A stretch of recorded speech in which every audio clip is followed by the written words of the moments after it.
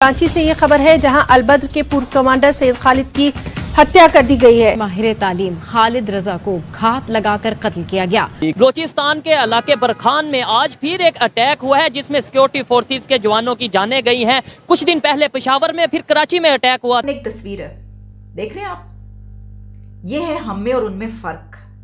ये हमारी आइडियोलॉजी में जब जितना फर्क है ना, उतना ही फर्क वो है कि जिस हम इस वक्त जहां पर हैं और वो जहां पर हैं।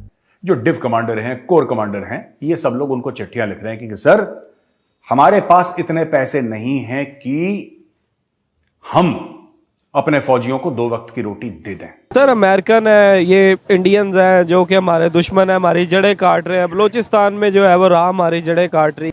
कल के रोज मंडे को 27 फेब को साद रिजवी ने पूरा मुल्क बंद करने की कॉल दी हुई है।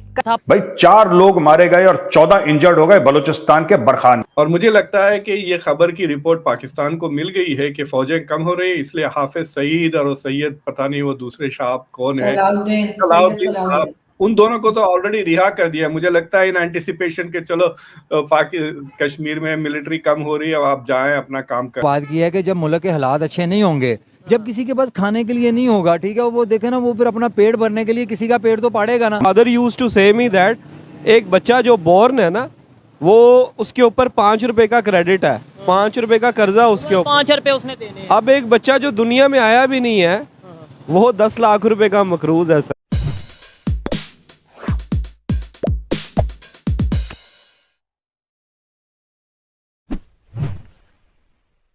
जय हिंद दोस्तों, छुटकू एक्सप्लेनर में आपका स्वागत है।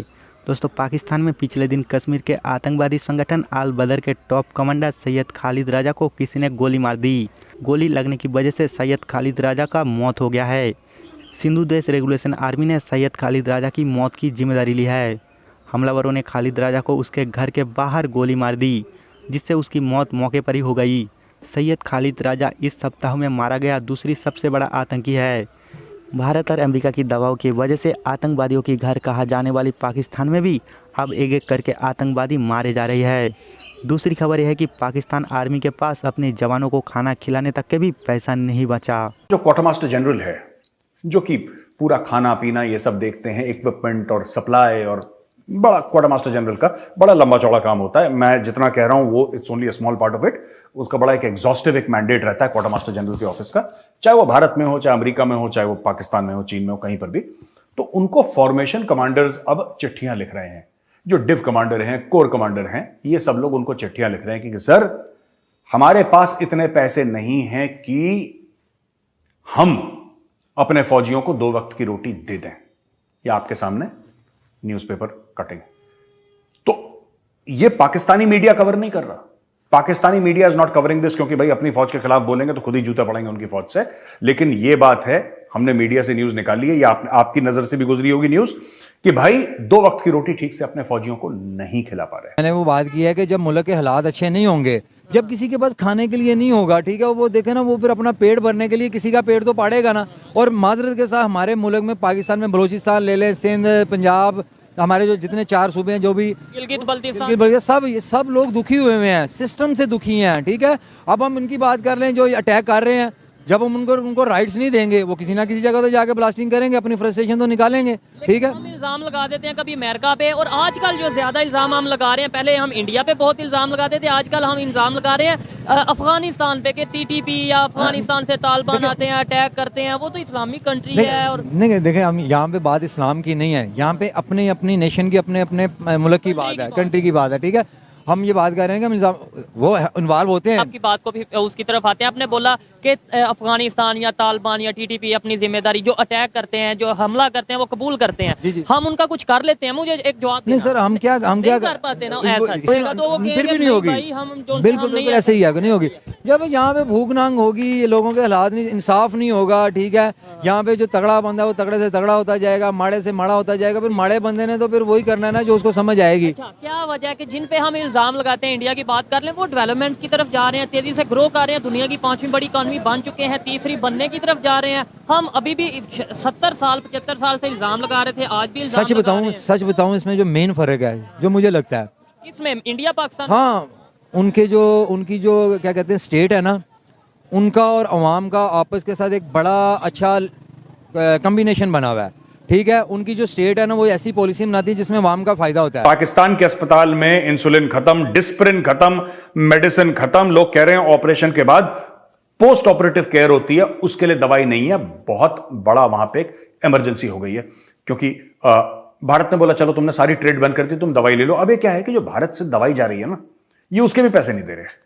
अब यार जो भारत में जो मैन्युफैक्चरर है या सप्लायर है, होलसेलर है, वो कहता है साहब हम आपको दवाई देंगे, हमें स्पेशल परमिशन मिल गई इंडियन गवर्नमेंट से कि हम पाकिस्तान कम से कम दवाइयां भेज सकते हैं, ठीक है, लेकिन इसके पैसे तो दोगे ना आप यार।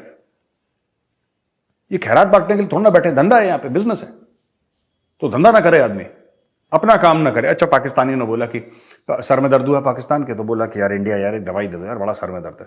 तो इंडिया ये ले डिस्प्रिन ले ले, डिस्प्रिन खा ले। तो इंडिया ने बोला पैसे देना। तो कौन से पैसे? अब तो सरदर्द ठीक हो गया, सरदर्द ठीक हो गया। शॉर्ट टर्म मेमोरी लॉस था, जब तक सर में दर्द था तब तक मुझे याद था, सरदर्द गया तो तू भी गया, भाग यहां से। ये इन्होंने करा है। अब इंडिया वाले भी उनको मेडिसिन सप्लाई करने को राजी नहीं है। दोस्तों देख रहे हैं आप, ये है हम में और उनमें फर्क।